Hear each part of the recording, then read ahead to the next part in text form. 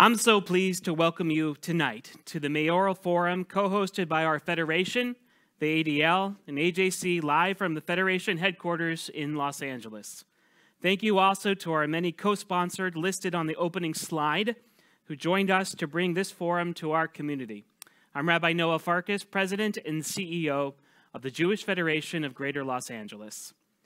We're less than 2 weeks away from a critical election in our city, where we'll decide our new mayor. We're proud to be able to provide this opportunity to all of you to hear directly from the candidates about so many issues facing LA.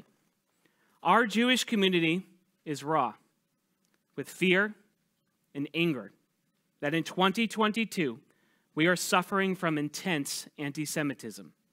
Seemingly every week, there's a new attack, incident, or outburst of hate speech. And we know that hateful speech leads to hateful actions. We must be vigilant.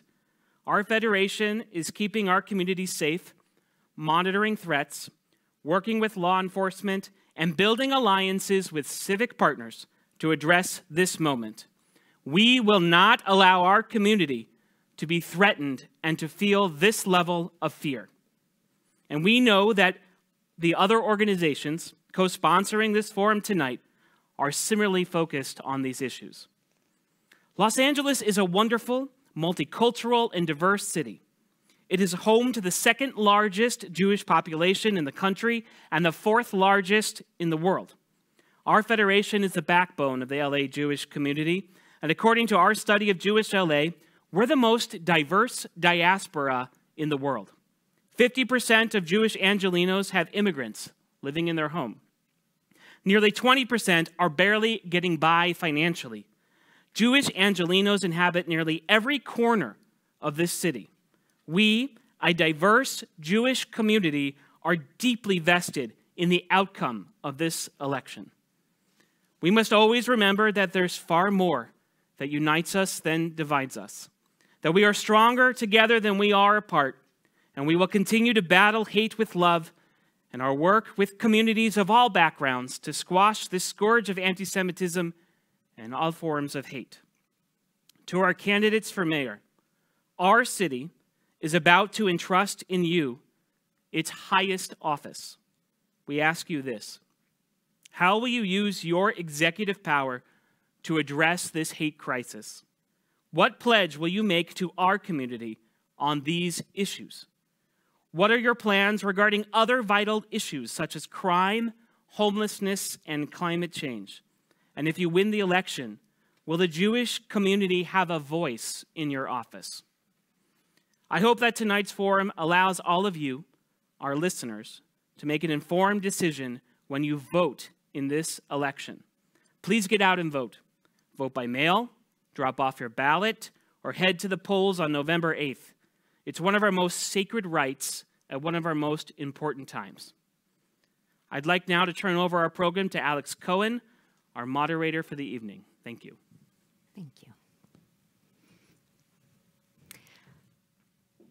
I genuinely want to thank Rabbi Farkas for those powerful words. Good evening. My name is Alex Cohen, and I host a nightly political public affairs program on Spectrum News 1. It's called Inside the Issues with Alex Cohen. I also host a weekly podcast of the same name with Pomona College's Sarah Sidwani, who is with us here this evening. I'd like to give my sincere thanks to ADL, AJC, and the Jewish Federation of Greater Los Angeles. I am deeply, deeply honored to be here this evening, and I really look forward to a very lively candidate forum, which honestly could not have come at a more important time in our city. In light of the recent horrific anti-Semitic incidents and shocking leaked racist recordings of LA City Council members, the organizations wanted to focus our conversation tonight, this forum, on values as a city, values as a Jewish community. And tonight, we will hear from the two candidates separately about their plans for this city and how we truly chart a path forward. Before we begin, I want to note that ADL Los Angeles, the Jewish Federation of Greater Los Angeles, and the American Jewish Committee Los Angeles are all nonpartisan 501c3 organizations. They do not endorse, nor do they oppose individual candidates, nor support a specific party. They do not take sides in electoral politics, and remarks made here this evening do not reflect the organization's positions. Here's how things are going to work. Tonight, I will be asking each of our candidates questions on 5 separate topics. The candidates will then be asked several questions from our audience here tonight, followed by brief closing remarks. These 2 candidates will not be watching, nor will they be listening to their opponent's portion of the evening. And now, let's get this candidate forum started. I am so pleased to begin here with Congressmember Karen Bass. Thank you for being with us tonight. Thank you. Thank you for having me, and the Federation and ADL and all the other supporting organizations. And I'm going to be a multitasker here. We're going to be honest and keep everyone in the same amount of time. Our clock begins here. According to one of our hosts this evening, the ADL, hate crimes against Jewish people have reached a 5-year high in Southern California last year. And as mentioned, this past weekend, we saw evidence of that once again as anti-Semitic banners were unfurled over the 405 freeway, hateful propaganda showing up throughout all corners of Los Angeles. As Rabbi Farkas so eloquently told the LA Times recently, there are celebrities with more followers than there are Jews living on this planet, and they are spewing their hate. I mean, it's a really insightful thought. So if you are elected, there are already so many campaigns and strategies currently in operation. LA is for everyone, saying that we are against hate.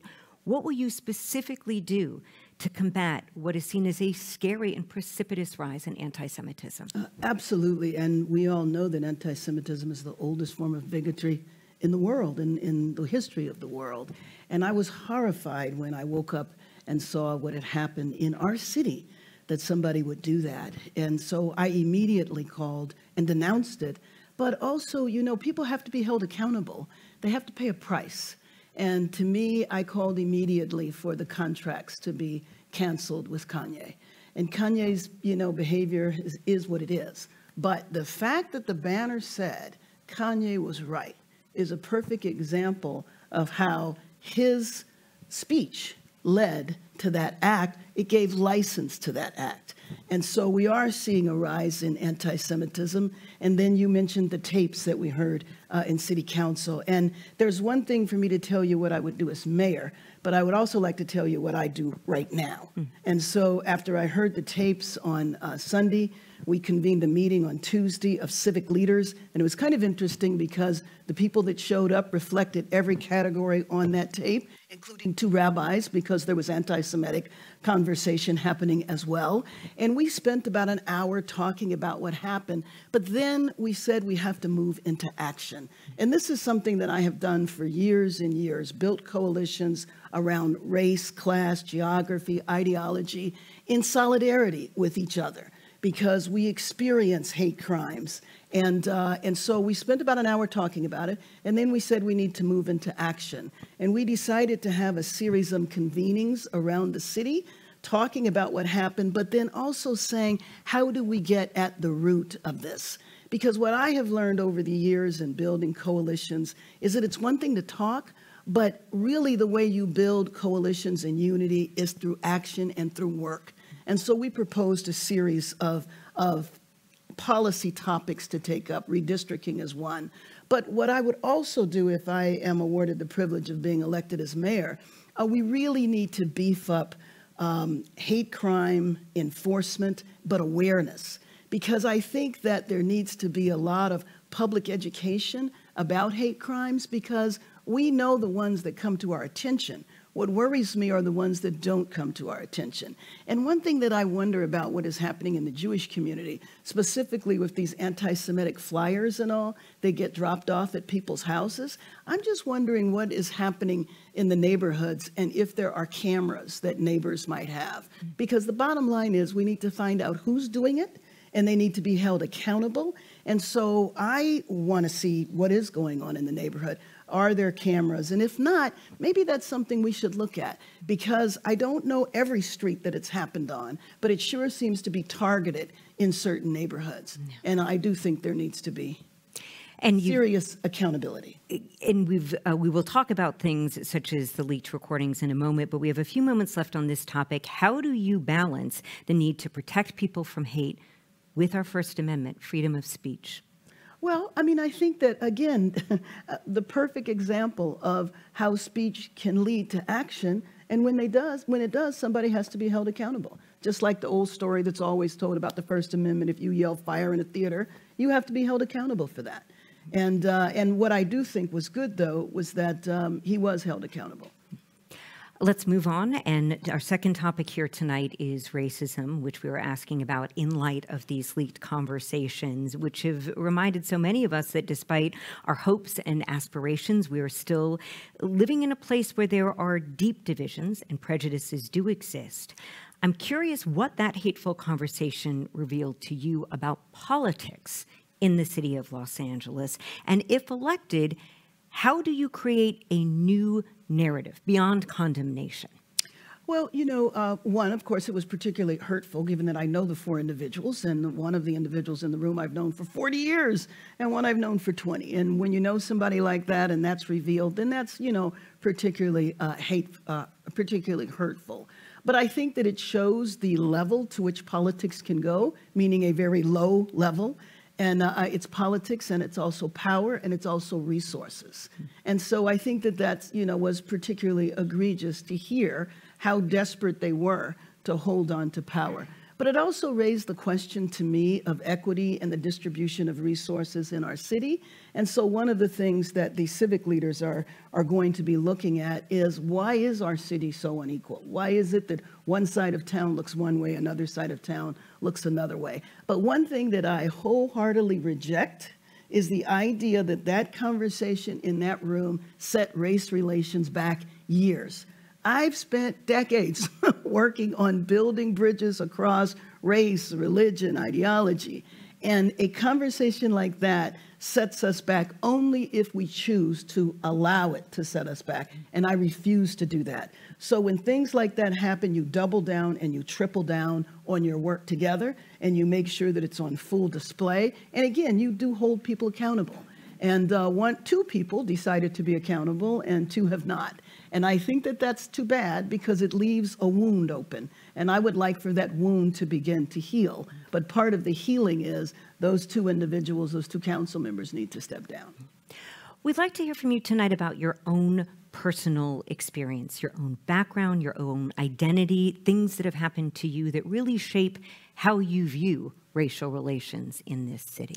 Well, it was really how I grew up and where I grew up. So I grew up in the 60s listening to or watching the civil rights movement on TV with my father and listening to his stories.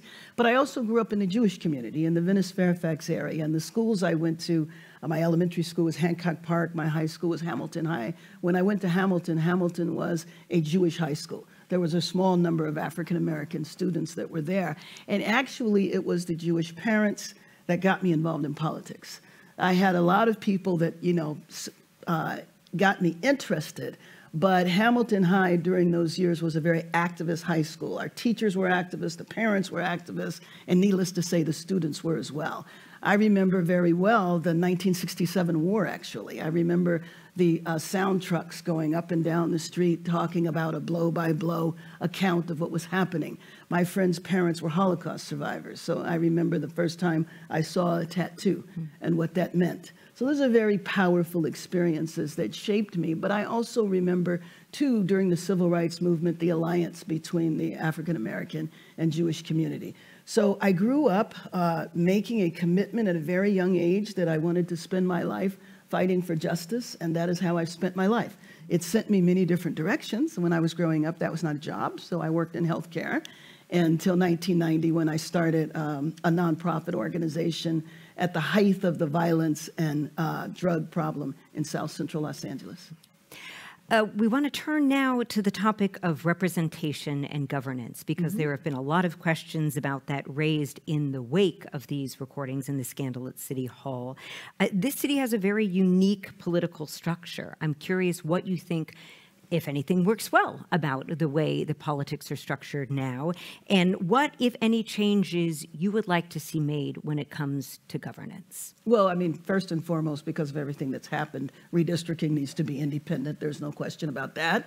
I do think there's a question as to whether the city council should be expanded, and I don't want to see us have a knee-jerk reaction, because that happens oftentimes when you have a crisis. People rush into policy, and I think that we need to examine whether we expand the city council. One of the things I want to look at is the issue of equity, as I mentioned before, because right now the history is and the behavior is it's a pie with 15 slices and everything is divided equally, and I think that is problematic because not all issues are equal, and I do think that that leads to fighting over redistricting and all of that. So how the city distributes resources, how the city provides services is something that I want to look at.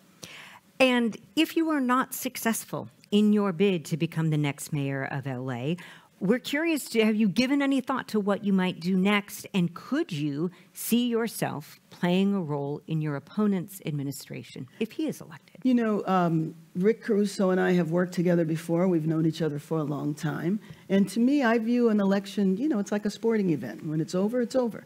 And you move forward.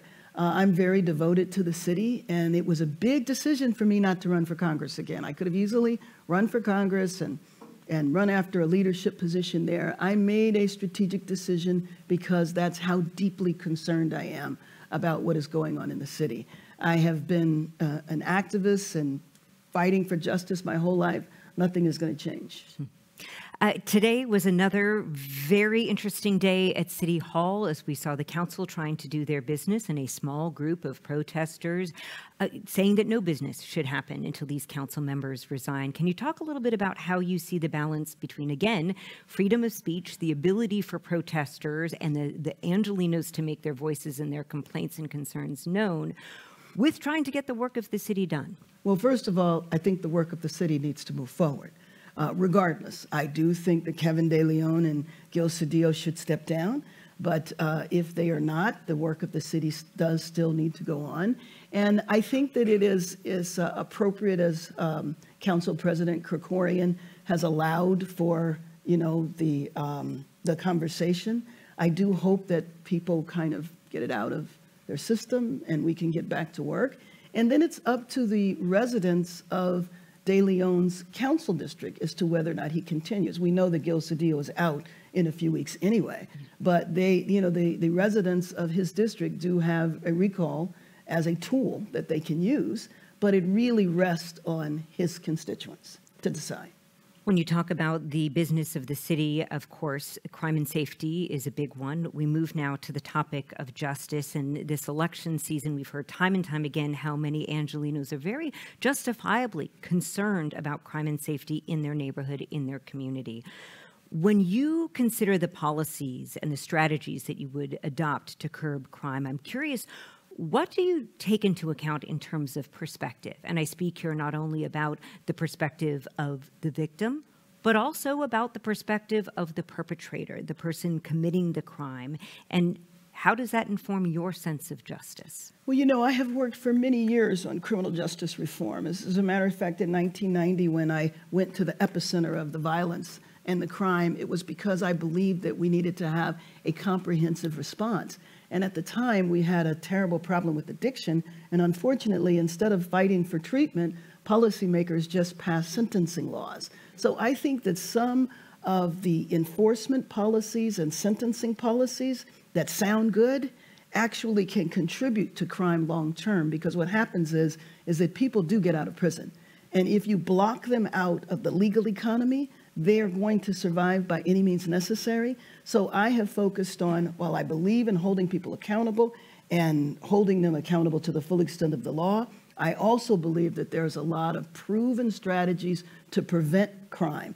And I have invested a lot of time and resources in terms of policy and funding into crime prevention strategies, some of which I pioneered in the early 90s, but now they've been refined and replicated.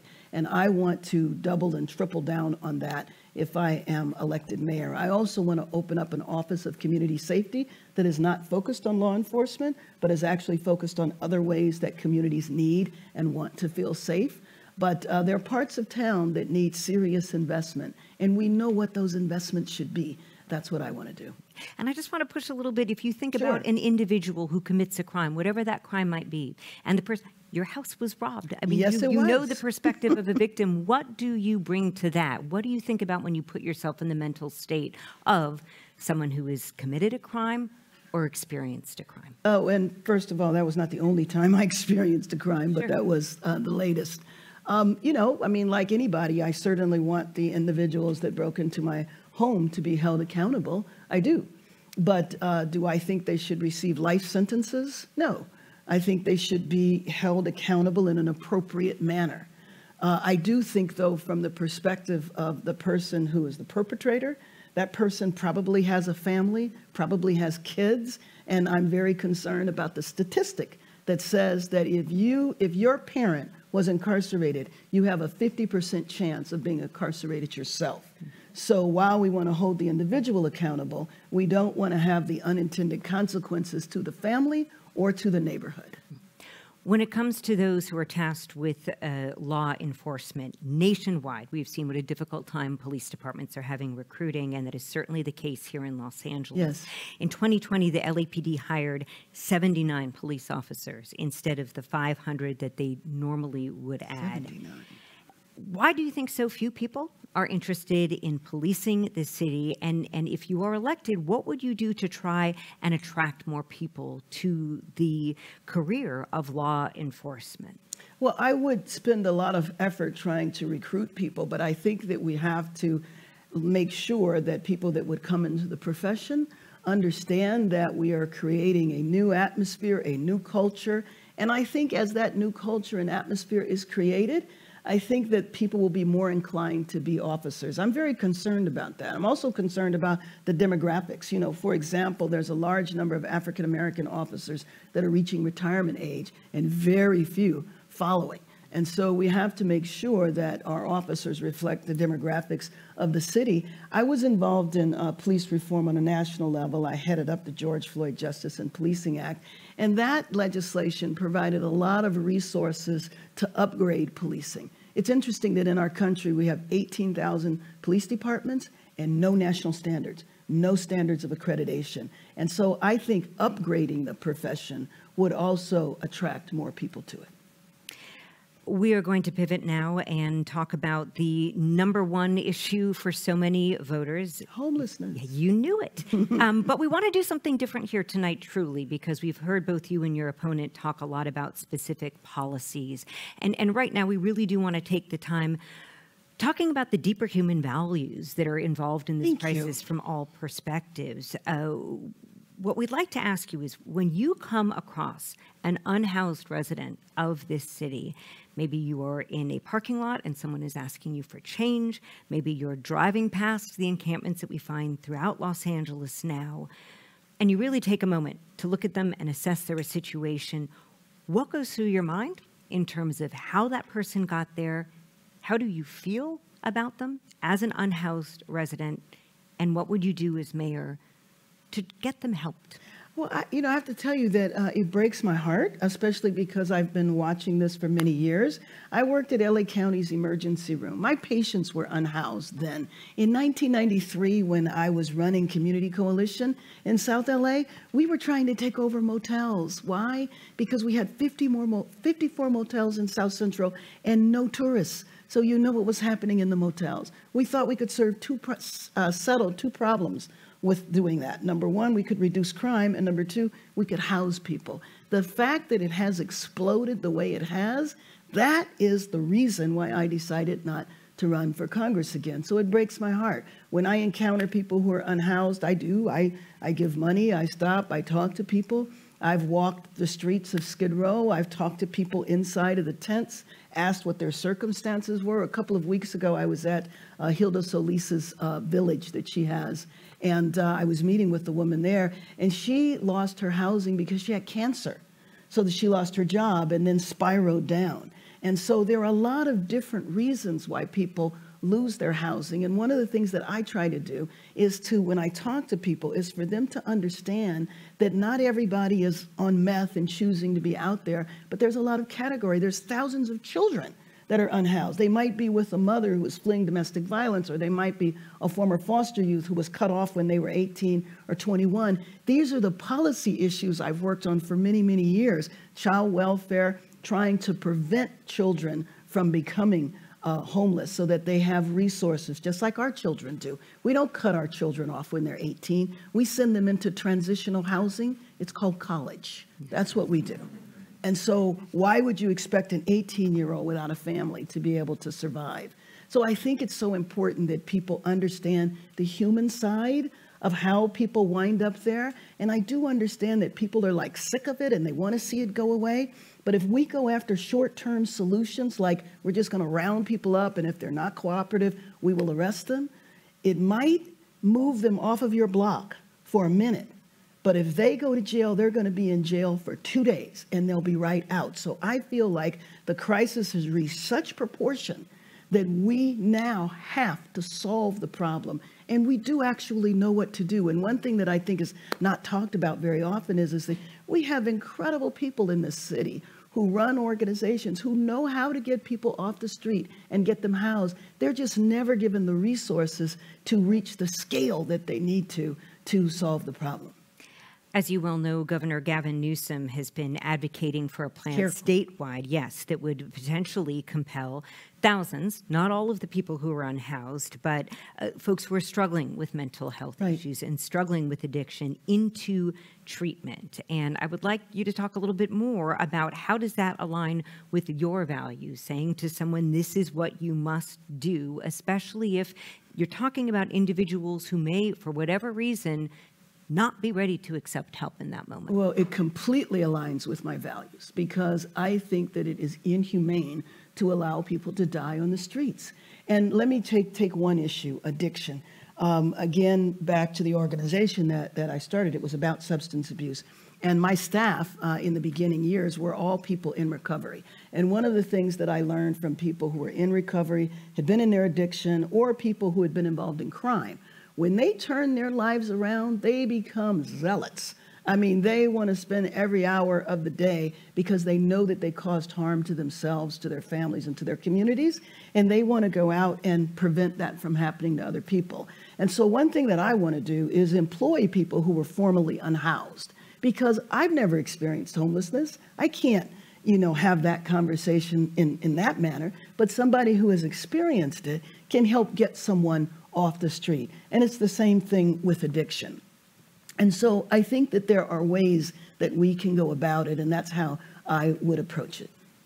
Thank you for those answers. We turn now to questions from our audience, beginning with a question from the ADL. Hello, I'm Shirley Darvish-Tabibian. Representative Bass, anti-Semitism has recently emerged from both sides of the aisle in the form of anti-Israel sentiment, disinformation, and bigoted conspiracy theories. How do you address anti-Israel and anti-Semitic bias in your own political networks? Well, we have to all the time, actually. And I think one of the things that is important is that when you encounter racism, anti-Semitism, bigotry of any level, you call it out. And I mean, that's one of the things that, was revealed in the tapes. And some people are saying, well, I was wrong because I didn't call it out. I think that we have a responsibility 24 hours a day, 7 days a week. My values are a part of who I am always, not 9 to 5, not when I'm in public, not when I'm on camera. It is fundamentally who I am. And our next question comes from the Jewish Federation. Albert Prof. Representative Bass, the Jewish Federation recently launched the Study of Jewish LA, the first comprehensive demographic study of our community in 3 decades. One of the key findings of that study was that the pandemic intensified the financial struggle of those who were already experiencing financial hardship. As mayor, What are your plans to help those who live below the poverty line, including 19% of Jewish households who describe themselves as barely making ends meet? Absolutely. You know, I worked a lot with Jewish Family Services when I was in the State House, and we were going through the Great Recession and had to cut $40 billion out of the state budget. But we did it in a way that we retained the basics of the safety net, and I think that's critical. One of the problems that we have in our city is the finger pointing between the city and the county. And so a lot of times people will say, well, that's the county's job to do that. I don't believe that's the case. I know that the city can provide resources and services as well, and I don't think that we take advantage of our legislative delegations, and we could do that, and we could have them or ask them to put in collective earmarks so that when we do have shortfalls, that we're able to make sure that our community organizations that provide that safety net can survive. And our next question is from the AJC. Bob Horning, good to see you. Good to see you. Thank you. The city has established new entities such as the Department of Civil and Human Rights. Yes. What is your plan to leverage not only this department, but to create new initiatives to engage in intergroup and interfaith work? Thank you. I have a lot of plans for that, I want you to know. You know, in addition to that, there's the Office of Racial Equity and Social Justice. There's the Office of Immigrant Affairs. And as I mentioned earlier, after the tapes came out, you know, I convened a group of civic leaders, and Representative Jimmy Gomez and I asked them to take on several of these issues. One of the things we asked them to look at are those offices, because I think that those offices could be beefed up. I think they could be much more robust in terms of resources, but also most importantly, in terms of systematic outreach. Because a lot of times, you know, you're doing all of this work in City Hall, but if nobody knows about it, then it doesn't have the impact that it should. So I plan to be very active looking at all of that and seeing how we can expand it. Well, you've done so well with your time that we were able to get to our bonus question from the ADL. Whipped right through. Nurit Robin. Representative Bass, how would you build an inclusive team, and how would you hold people in your administration accountable for their actions? How would you respond to misconduct or corruption within your administration? Thank you for that question. So I am fortunate that an individual who I think has an outstanding record, Norm Eisen, he served as President Obama's ethics czar, and the Obama administration was one of the most scandal-free administrations in our lifetime. And when I announced that I was going to run, he called me up and he offered, he's an Angelino, but he's in D.C., he offered to come here and to stay here for a while and do a top-to-bottom review of everything in terms of ethics, in terms of setting up procedures, so that, number one, people will be very clear on what the rules are, and they will also be very clear on what the consequences are. I think it is about transparency, and it is about accountability. It starts at the top, and I'm deeply worried about it, because if people have no faith in the institution, then how are we going to deal with the problems that we're talking about?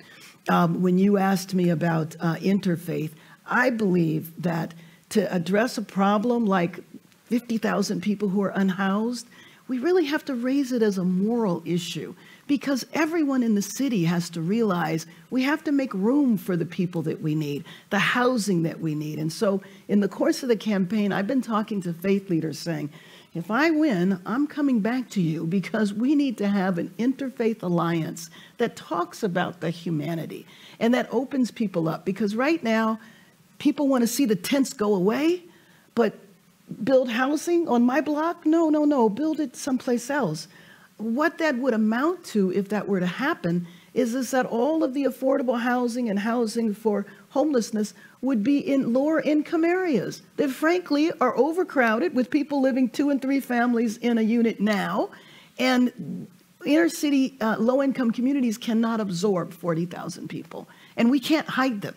So, you know, we have to look at it. And so I see bringing the city together as a way to do that. But on the ethics side, It's issue number one. It really is, because how are we going to build these alliances if people basically think that everybody in office is corrupt?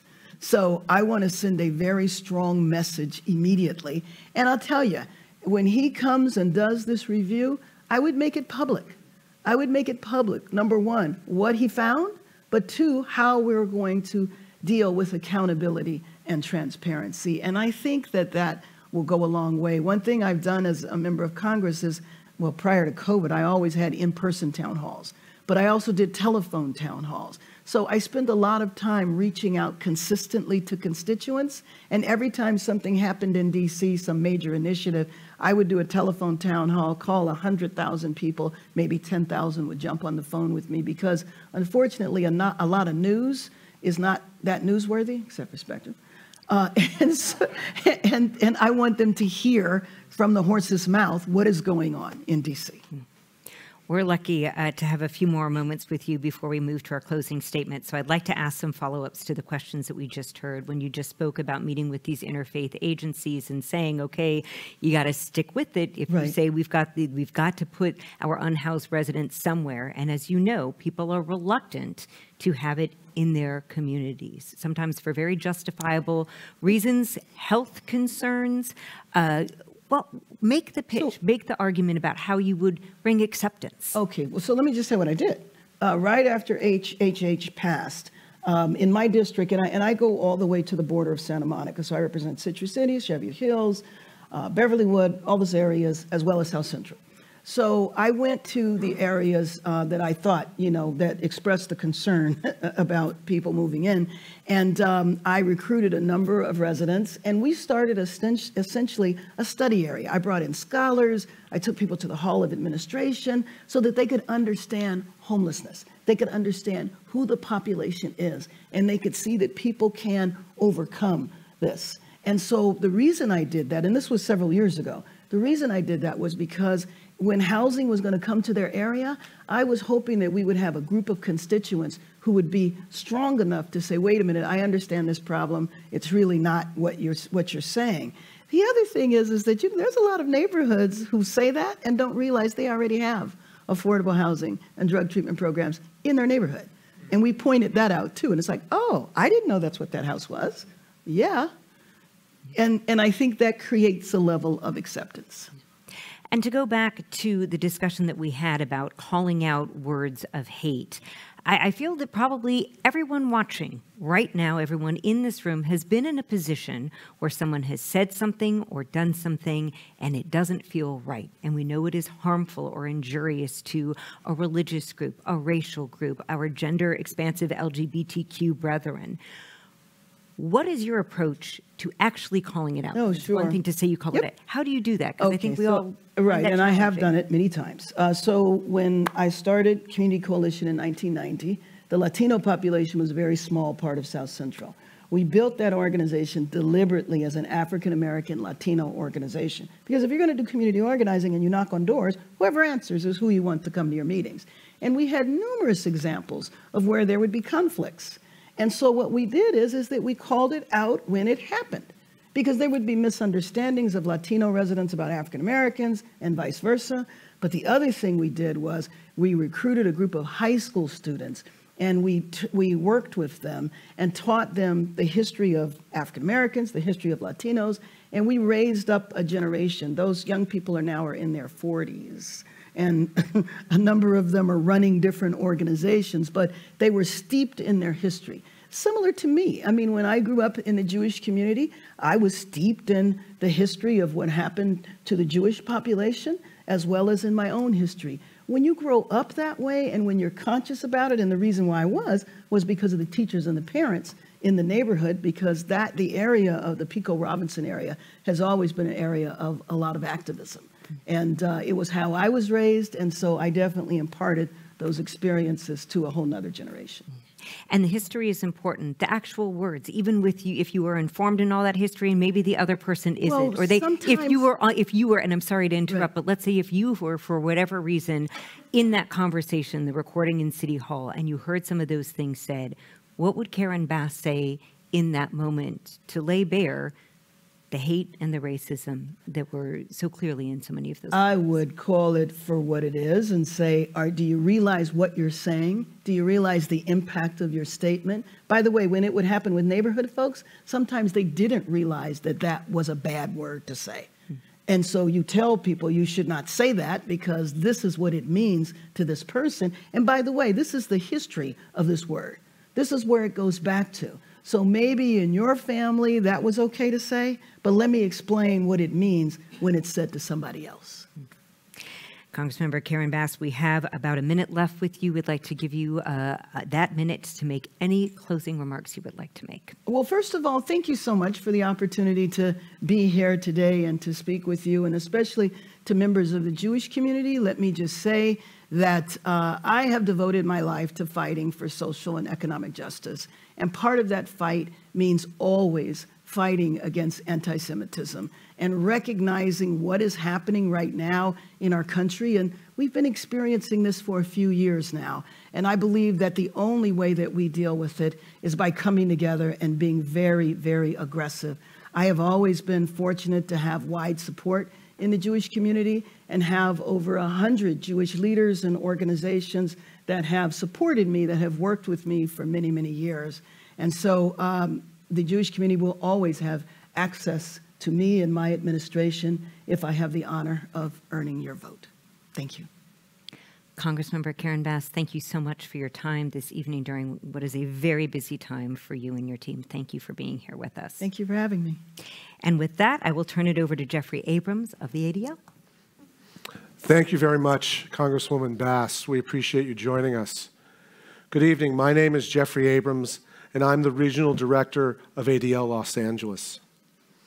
While this race was already seen as a highly consequential election for our city, it has taken on even greater importance in recent weeks in light of the leaked city council member tapes and the surge of anti-Semitism.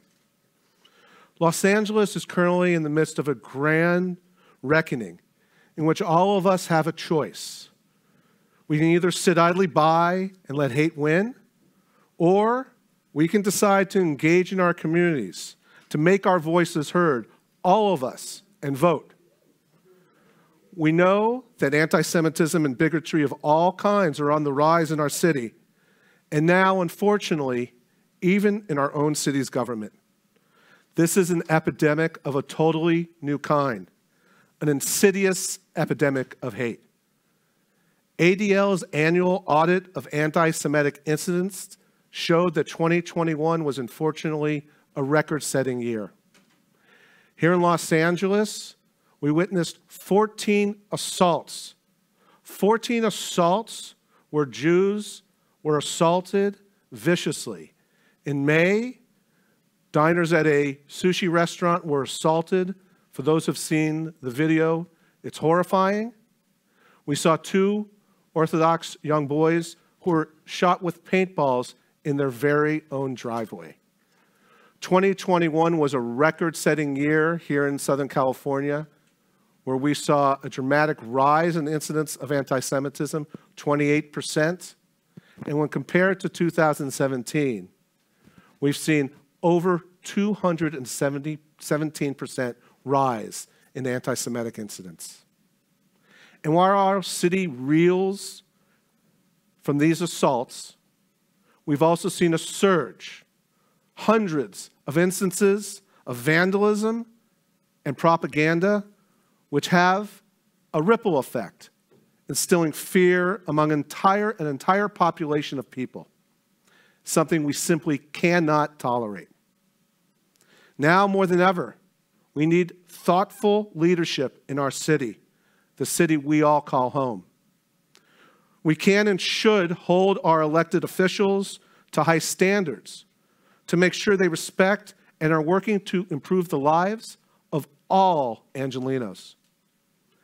ADL is proud to sponsor this forum along with our partners at the Jewish Federation and AJC for the people of Los Angeles, to give all of you an opportunity to hear from the mayoral candidates and ask how they will tackle the issues that impact our communities, especially those which are most vulnerable, the Jewish community and all who live at the margins. We hope that this forum tonight helps you make an informed choice as to who will lead our great city. As I've said in the past, democracy is not a spectator sport. And now, please welcome back Alex Cohen with our next candidate, Mr. Rick Caruso. Thank you so much. And as we await Mr. Caruso, I heard him just moments ago with Congressmember Bass there in the hallway, so hopefully we'll have him here on the stage shortly. I will just remind our audience watching live tonight on whatever format you might be watching that our intent here is to really make this as equitable of a conversation as possible. So I will be asking much of the same questions to Mr. Caruso momentarily. It will be a repeat for you all, but it will not be to him. Mr. Caruso, welcome. Please join us. Thank you. How are you? Well, thank you. Thank you so much for being with us tonight. Thank you. We'll let you have a seat. We will launch right into it. Hello, everyone. How are you? So we will begin. We've got 5 topics this evening, and our first topic is the topic of hate, as we've been hearing throughout the evening. Hate crimes against Jewish people have reached a 5-year high here in Southern California last year. And this past weekend, many were horrified to see anti-Semitic banners unfurled over the 405 freeway, Nazi salutes, hateful propaganda showing up on doorsteps throughout the city. Residents of Los Angeles are angry, and residents of Los Angeles are afraid. And in the past, there have been a multitude of anti-hate campaigns that employ all sorts of strategies. If you are elected to lead one of the largest Jewish communities in the world, beyond the words of condemnation, what will you specifically do to use your position to combat this steep rise in anti-Semitism? Yeah. Well, at the very least, it's very troubling, it's very sad, and it's heartbreaking. It starts with, this mic is moving a little bit, it starts with core values. I think it's more than when I take office. I think the question is, how have you conducted your life? How have you conducted your business? What is your expectation for those around you? When you take a look at my business and you go onto our website and you look at our core values as a company, our core values are that we do not tolerate any kind of discrimination against any group. And we specifically talk about anti-Semitism. I am especially concerned about anti-Semitism because the statistic in Los Angeles is incredibly troubling. Hate incidents are up 200% in 2 years. Leadership has to not only take a very strong voice and condemn it, it has to give the resources to prevent it from happening. We have to have more officers on the street that are preventing crimes from happening. We have to have more officers being visible, particularly in the Jewish neighborhoods, in the Orthodox neighborhoods, giving safe passage to worship. We're not doing that now. We're actually leaving it to the communities to fund themselves. We're one of the highest taxed cities in the nation, and we need the resources to protect every community. In addition to the Jewish communities, the AAPI community that has a high incidence of hate crimes. So it's about taking meaningful action. It's about looking at the past, what you've done in your business, what you've done in your life. I'm going to extend that into the mayor's office, and I'll just end with this. Our leadership today, to be very honest, and I'm going to be very honest with everybody and not worry about being politically correct because I'm not a politician, has failed us and the system has broken. And as the system has continued to break and our career politicians have continued to fail to lead, these kind of incidents continue to increase. If you go onto any of my properties, we don't tolerate any of this. We don't tolerate hate speech. We don't tolerate anybody making any cultural background, ethnicity feel uncomfortable. We do just the opposite. We say we welcome you and we celebrate you. And that's the attitude and that's the policies I'm going to bring into the mayor's office. And be it racial identity, religious affiliation, ethnic identity, gender, sexual identity, I think most Angelenos would condemn hate, and yet we live in a society that is very dedicated to freedom of speech. And could you maybe share with us, providing examples if you can, of places where you walked that line between, on the one hand, attempting to curb hate while simultaneously protecting free speech? Absolutely. I get to do it every day. It's actually a privilege. My properties are all open to the public. And when you're open to the public, that means you also have to allow free speech. And we do want to allow free speech. I believe in free speech. But you constantly have to make sure that that free speech doesn't cross the line. And when it does cross the line, you stop it. And we do that balance every single day. We do it at the Grove. We do it at the Palisades. We do it at the Americana, right? And we need to do the same thing in the city of Los Angeles. We want people to express their feelings, but you cannot allow it to get into a place that it is hate speech or even to the point that it creates an incident that causes hate. And I'll give you the example. I think Kanye West, or whatever name he goes by now, what is it? Kanye. I know. I'm not up with the latest and the greatest. But I am up with what he said. And what's as bad, if not worse, of what he said was it gives permission for others to copy. And that's where you have to nip it in the bud and have zero tolerance. We're going to pivot now to our second topic this evening, which is racism, especially in regards to the recently leaked conversations between several city council members, which has reminded us that despite many of our hopes and aspirations, that this remains in some places a city with deep divisions and racial prejudices. I'm curious, what did that conversation reveal to you about the nature of politics in the city of Los Angeles? And if elected as mayor, what specifically would you do to try and create a new narrative that could truly extinguish racism in all forms? Well, I'm sad to say that it was shocking. It's not surprising. You know, since I announced running for mayor, I've talked about that our leadership has failed us. And that was a good example where you have three prominent leaders, four, member of the union, but three prominent elected officials that go into a back room. Let's start with that. They go into a back room to divide up the city like it's their private property for their own self-interest. And through that process, make incredibly vile comments that hit almost every ethnicity, every background, every culture in our city.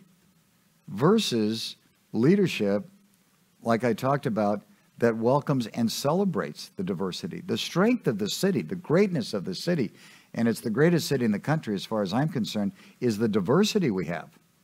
And we need to celebrate that diversity, accept that diversity, promote that diversity, welcome it, right? And that's why I quickly called out for them to resign. And it is beyond fathomable that you have leadership that has still decided not to resign in face of the outcry. And what that tells me is we have a system that, and a culture in City Hall that is more about serving themselves than about serving the public, which is why I believe we've had homelessness getting out of control, crime getting out of control, is because we have a culture of corruption. And when you have a culture of corruption, and I've dealt with this before, it's like a cancer that spreads. And that's what we see. And when it comes to your own lived experience, your own identity, your own background, could you share with us some specific examples of how that lived experience has shaped your views about racism? Sure. I've done it many times. My grandparents were immigrants from Italy. My maternal grandparents settled in Chicago in the old Italian-Polish neighborhood on south end of Chicago. My paternal one settled in Boyle Heights. My grandfather was a gardener. They were as modest and as humble as could be. They didn't know the language. They didn't have any money. But they had this big American dream, and they fought for that American dream. But they taught us as kids, and my parents, they taught us it's about your faith, it's about your family, and about your community.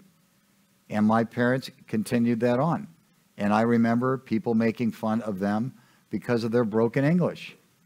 That's what they had. My grandfather could never write in English. He never learned that. So I lived that experience. I also lived an experience of a father who was very successful and then had an enormous fall from grace, who was indicted and went to prison, and being teased as a child about my father going to jail. I didn't even know about it when I was young, right? They tried to protect the kids from it, me and my sister and then my brother. It's hurtful. It It erodes you inside. Any kind of hatred, any kind of talk like that. So I have lived my life with great compassion for others because of the experiences I've lived through. And that's, frankly, why I'm running for office, is that I feel like the system is so corroded, it needs somebody to change it that has the experience to do such. We're going to zoom out now and talk about topic number 3, which is representation and governance. Okay. And as the city tries to carve some path forward out of what we have seen in recent weeks, there are a lot of questions about how power in Los Angeles should be structured so that all communities are represented equitably. We have a very unique political structure here, and I'm curious what you think may be working well. You talk a lot about a broken system, but is there anything working well, and what changes would you like to see made to LA's current system of governance? Okay. Have at it. Have at it? Okay. I do talk about a broken system. I also talk about what does work well. Listen, I've had the great privilege of working for 3 mayors. Tom Bradley, when I was 26 years old, appointed me to the Department of Water and Power Commission, ultimately became president. Dick Reardon reappointed me during the energy crisis when DWP was threatened of going bankrupt, came back in, served under Dick. And then Jim Hahn asked me to serve as the president of the Police Commission during a very tough time in this city after the Rodney King beating. The general system of Los Angeles, I think, works well. I think we have very well-intended city managers. I think we have very well-intended employees in Los Angeles that work very hard to do the right thing every day. I think our elected officials, not all of them are good, to be very honest. And I've been clear about that. I have also been clear that I believe we need a bigger city council. We have 4 million people in this city that are represented by 15 people plus a mayor.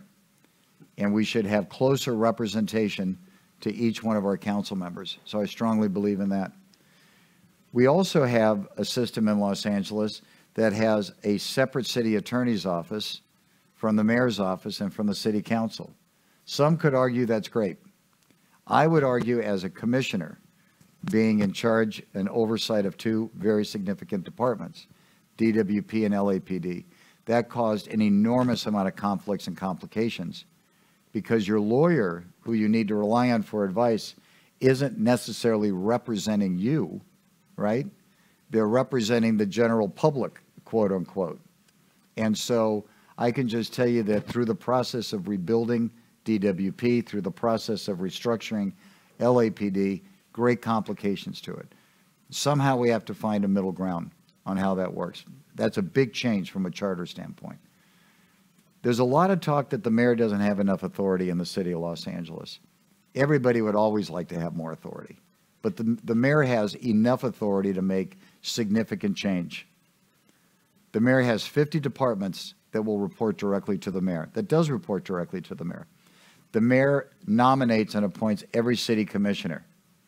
3 of those 50 departments are 3 of the largest in the world.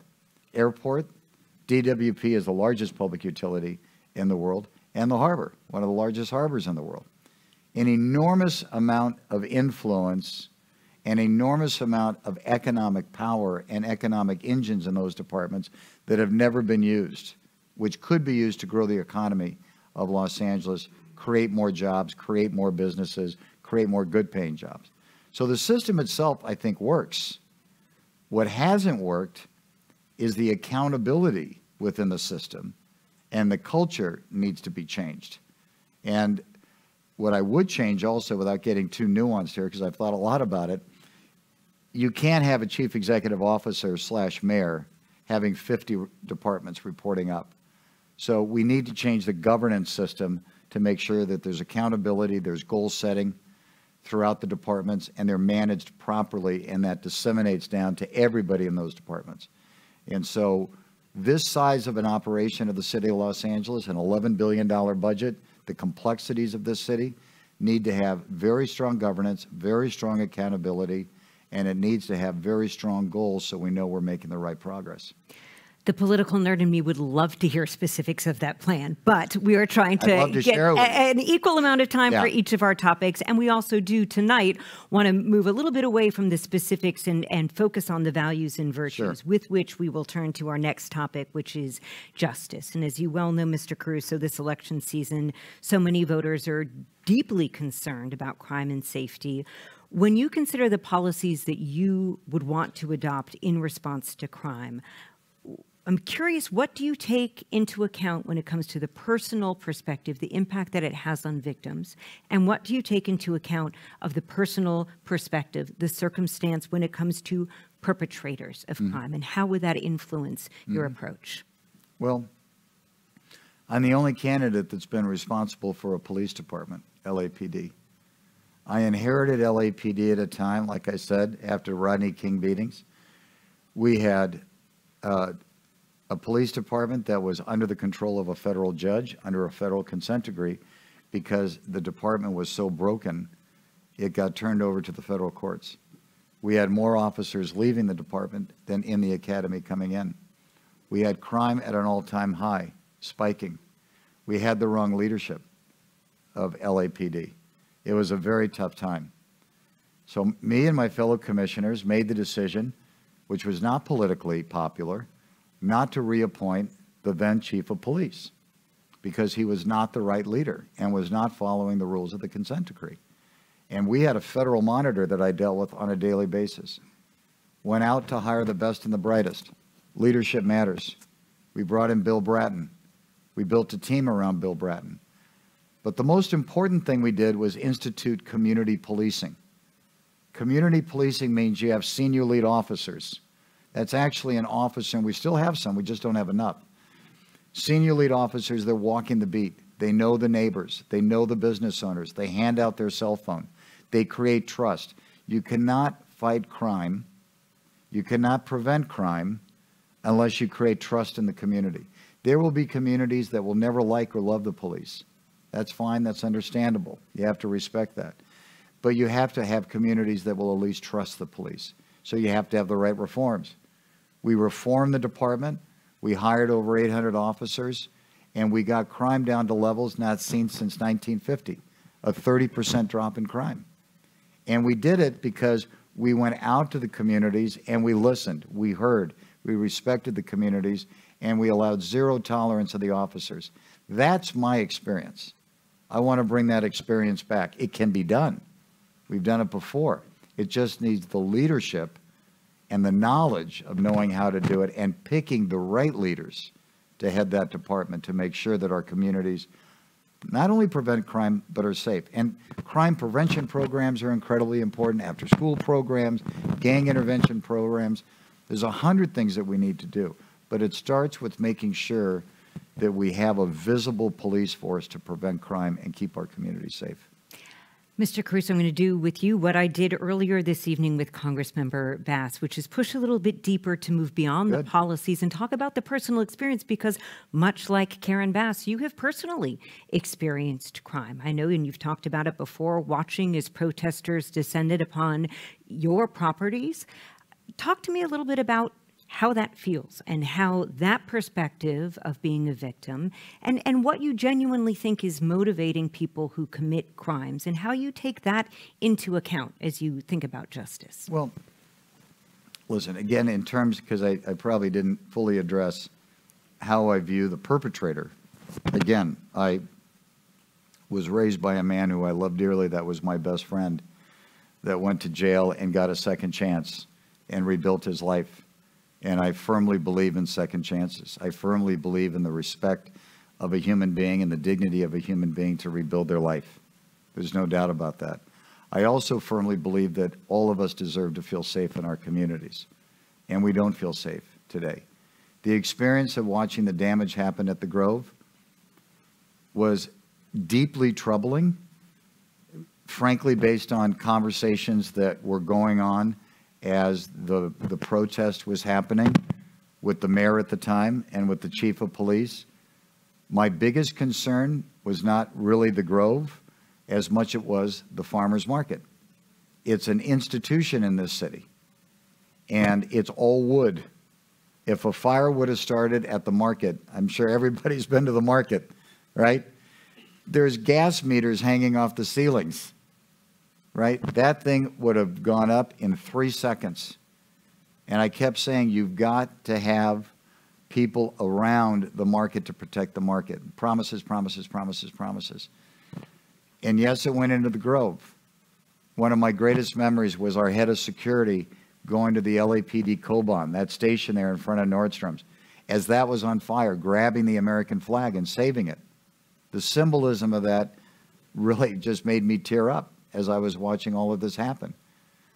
But my disappointment was in the failure of the mayor to manage that protest. It was a peaceful protest starting in Pan Pacific Park, and the decision was made to stop the march at 3rd and Fairfax. They had only gone a block, and that's when it erupted. And that's just wrong. That's lack of experience. It was a mayor that felt that he could give orders to the police because he said, I am directing LAPD at this point. I said, you don't have the knowledge to do that. And it turned out to be a huge disaster. So, yeah, it was a terrible feeling. But great pride. What did my team do? They rallied. We had the Grove reopen, every window replaced. Within 3 days, we didn't charge any of the tenants for any of the repairs we had to do, removed all the graffiti within hours, replaced the Kobon so LAPD could come back and be stationed there.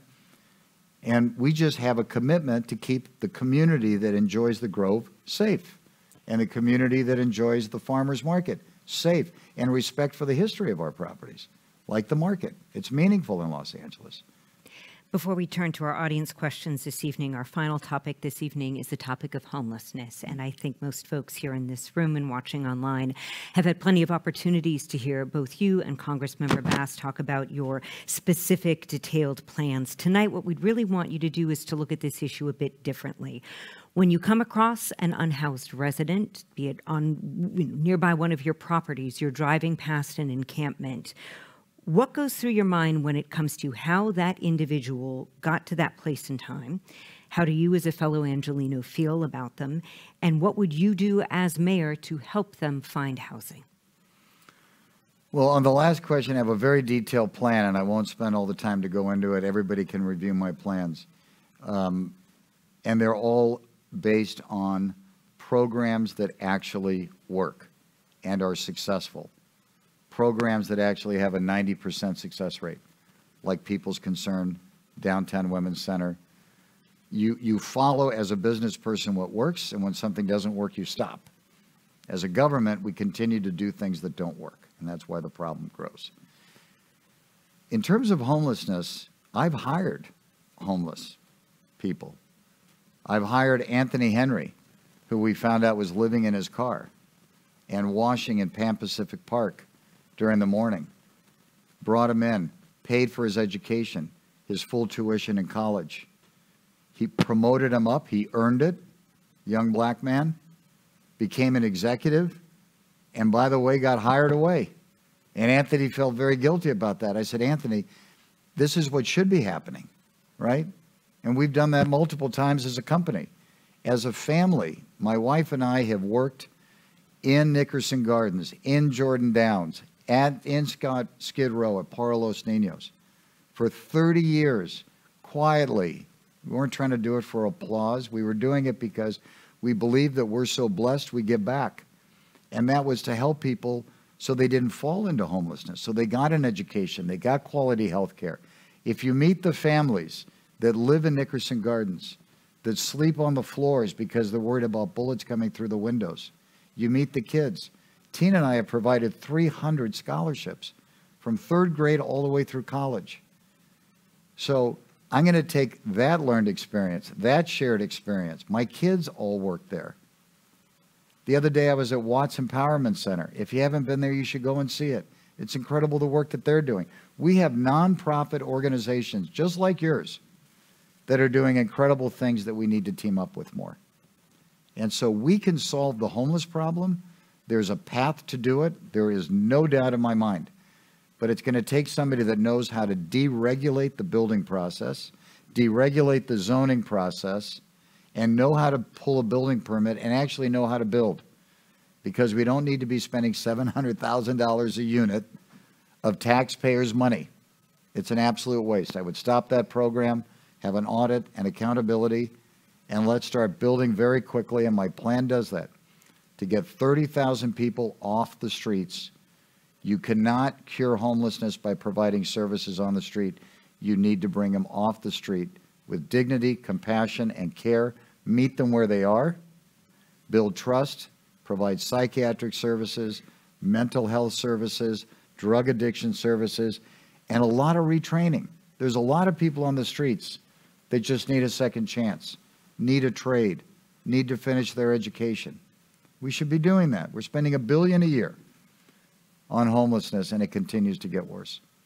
So, you know, I'm somebody that is solution-oriented, and I want to bring that attitude to the homeless population. It's inhumane, in my opinion, what's been happening in the city of Los Angeles, that 44,000 people are going to sleep on the streets tonight. And with that, we turn to our first question from the audience from the ADL. Good evening. Good My evening. name is Michael Garfinkel. Hi, Mr. Mike. Caruso, hello. Mr. Caruso, anti-Semitism has recently emerged from both sides of the aisle in the form of anti-Israel sentiment, disinformation, and bigoted conspiracy theories. The question is, how would you address anti-Israel and anti-Semitic bias in your own political network? Again, I'll go back to, thank you for the question, Michael. I'll go back to what I've done in my business and in my personal life. As an organization, as a family, as a company, we have adopted the IHRA standard. We believe in it strongly. If you go to the website for Caruso, it's very clear what our core values are, which includes the IHRA standard. I think we have to be clear about it as a city. We have to be clear about that the state of Israel is the state of Israel, period, end of story. You could disagree with it, their policies, how it's managed. You could disagree with leadership, like in any great democracy, right? But you acknowledge it. And I think you have to start there and say, we are proud to support the state of Israel.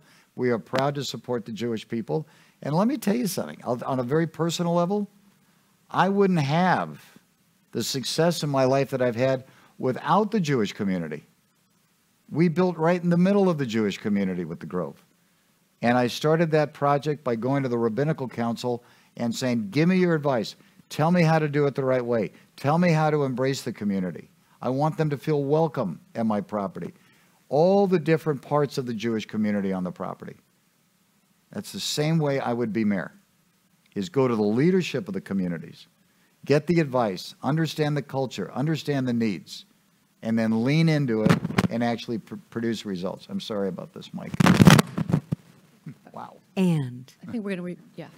That's okay. I can just hold it. Why don't I? Oh, do that? Yeah. Yeah. handheld? Great. Okay. And our next question comes from the Jewish Federation. Hi, Cece Filer, Mr. Caruso. Hi, Cece.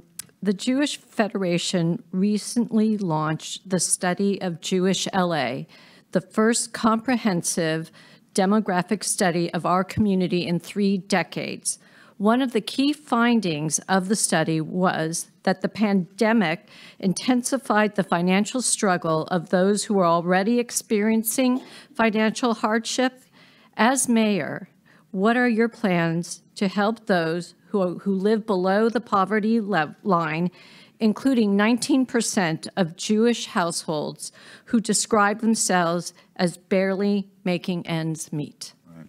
Yeah, and that's obviously, you're right with your numbers and consistent with what I've read, is about 20% of the Jewish population identifies itself as on the line, struggling to survive. This goes back again to what Tina and I have done for 30 or 40 years in the communities, is supporting people that are at or below the poverty line. And it's so critically important, as we all know, because the tipping point, the breaking point to become homelessness is so thin, right? And it has to start with health care, education, food. You know, during the pandemic, there was about 9 schools in the South LA, Watts area, East LA, that we were providing food. And it wasn't just delivering food, we were actually providing the transportation to go to the market and as a family shop together to have some sense of joy of getting out of their properties, out of their small apartments, out of their, frankly, Jordan Downs and Nickerson Gardens is not a pleasant place to be living, right? So I think we have to attack that very directly. And we've got a lot of programs, a lot of which you're a part of, that is providing help for that. But we have to be really concerned about our senior community, because I think our senior community, and in the Jewish community very much also, is very much at risk. And it's one of the largest growing populations on the street right now. And that's really sad that we've got seniors living on the street. We should never tolerate that as a city. And our next question from the AJC. Hi, I'm Mark Graboff with the AJC. Hi, Mark. Mr. Caruso, Rick. I'd like to ask you, the city has established new entities such as the Department of Civil and Human Rights. What is your plan to leverage not only this department, but to create new initiatives to engage in intergroup and interfaith work? It's a great question. I think that I'm generally against more government, but I'm for more good government that is doing good things. And I think that's a department that's very important, for this city, especially now. If there was ever a time that we need it now. We need to make sure we're giving it the resources, the right budget allocation on it, make sure we have the right staffing, and make sure it's populated by the right thought leaders that are going out in the community and meeting with the leadership that it serves. This is, again, goes back sort of the idea of meeting with the rabbinical council, the senior leaders in the community, whatever community that may be, to really understand it, because no one person can walk in everybody's shoes. I can't fully understand as mayor every need of every community in the city. Nobody can. But I need to surround myself with people that do. And it goes back to a broader question, Mark, that I would just address, even though it wasn't asked, but I think it's part of it. My administration will look like this community. It will look like the Jewish community, the Asian community, the Black community, the Latino community, in the commissions, in the senior leadership, in the department heads, because otherwise you can't fully lead. And I think that's a great opportunity. You have a sign out here that I love. When there's great challenge, there's great opportunity, or something like that. That's the way I view our city right now. We are really challenged, but the opportunity now is endless for change, which is exciting to me. And I believe we're fortunate enough to have our bonus question once again. A bonus question, like a bonus round. Robin. Hi. Nurit Robin. Mr. Caruso, how would you build an inclusive team, and how would you hold people in your administration accountable for their actions? How would you respond to misconduct or corruption within your administration? Well, I addressed it a little bit of having a team that reflects the community to start, but the advantage I have as a chief executive that's started a business with one employee and built it over time into what I believe is a well-recognized company that is very well performing, is you have to have very strict protocols and procedures on how everybody conducts themselves in the office. And then you have to have zero tolerance for misbehavior. I have said this on the debates. Tina and I joke about this. My best friend, this is his line, so I have to attribute it to somebody else, but I never shy from borrowing good lines or good ideas. More is caught than taught. When people see a leader that has integrity and character and values and how they conduct themselves, how they treat people, what their core values are, people follow that. Just the opposite, if people do things that are wrong or bad or corrupt, people follow that too. So it starts with leadership. And putting the right leaders in every position of city government is critically important, holding them accountable. And more people do notice when somebody's been terminated than when somebody's been hired. And at times you have to terminate. And the termination sends a strong message. I will not shy as mayor from terminating people that do not do right, who misbehave, or who do not wake up every morning with the burning desire to serve the public, because that's their job. It's public service. And Mr. Caruso, before we turn towards your closing statement, as we asked Karen Bass, if you are not successful in your quest to be the next mayor of LA, what do you envision doing next, and would you consider working within the administration of your opponent?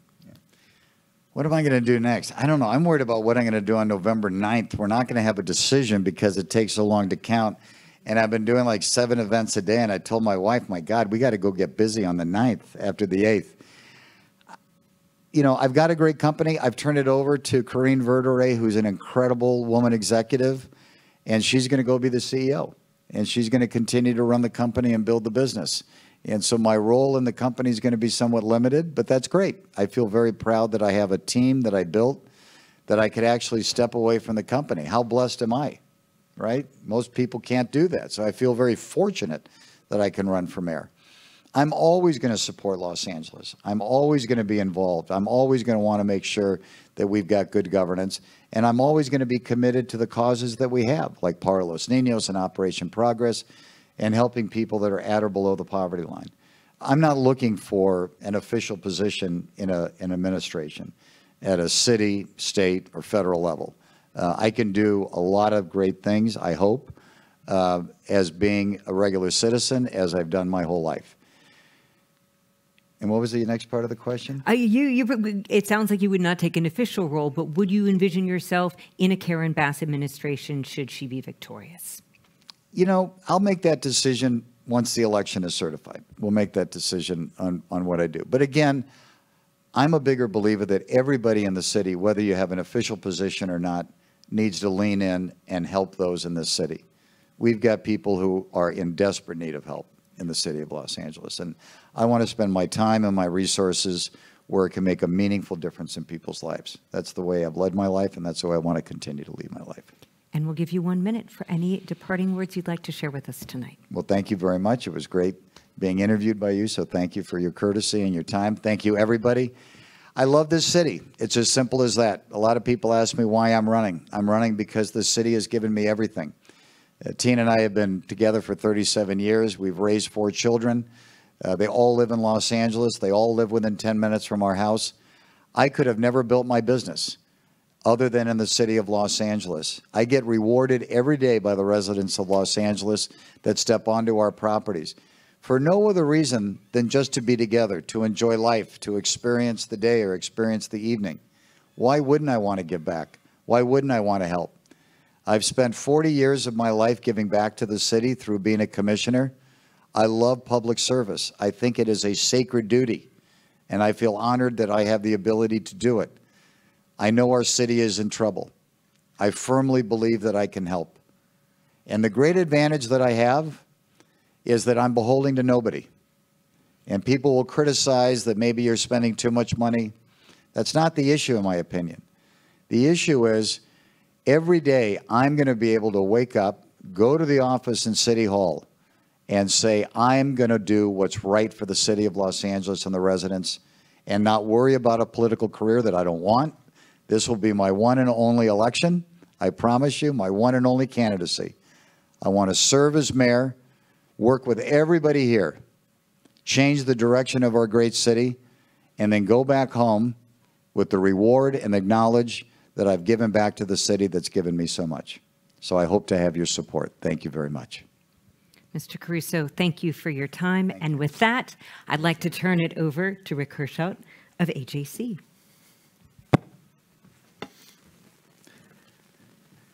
Thank you very much, Alex and Mr. Caruso. Thank you very much for being with us this evening.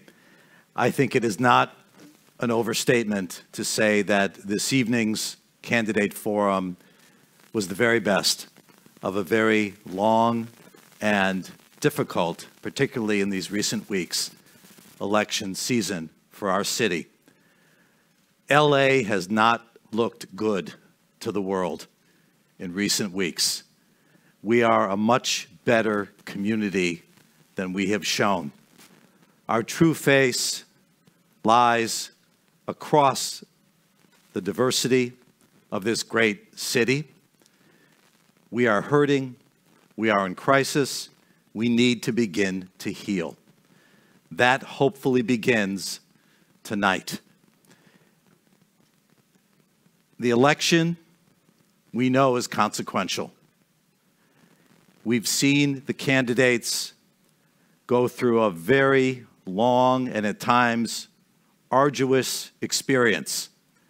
And for their service, for their entering this arena, both Mr. Caruso and Congresswoman Bass, we owe an enormous debt of gratitude. But we also have a responsibility and an obligation.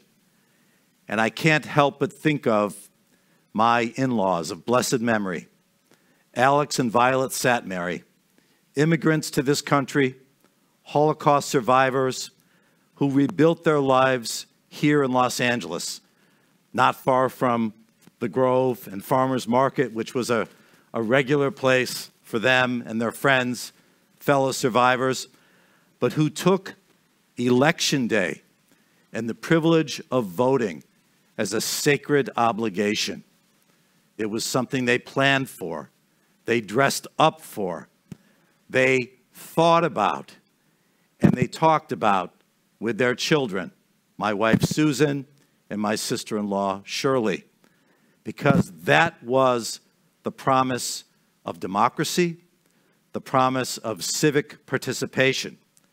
And so that, ladies and gentlemen, throughout Los Angeles, that is our sacred obligation. We have a duty to take this most consequential election seriously, because the fate of our city is in the balance. We need to have a better look. We need to have that better look a month from now, and we certainly need to have that better look 6 years from now, when Los Angeles is on a global stage in hosting the Olympic Games. We have a lot of work to do, but this is a place of possibility and opportunity and determination and resilience, and we will get there together. On behalf of our partners this evening, the Jewish Federation of Los Angeles, the Anti-Defamation League, and many, many friends who have joined in co-sponsoring this evening's forum, we thank you. We encourage you to take on this homework assignment, to vote, to do it with energy and with enthusiasm and vigor, and to vote like our democracy and our civic pride and civic health depends upon it, because it does. Thank you, one and all. Thank you, Alex. Thank you, Mr. Caruso. Good night, everyone. And I will just quote my dear friend and LA County Registrar, Dean Logan, so many days, so many ways. You can vote now. It is not only sacred, it is simple. So please do vote. My sincere thanks to our candidates this evening and to our 3 sponsoring organizations. Good night, everybody.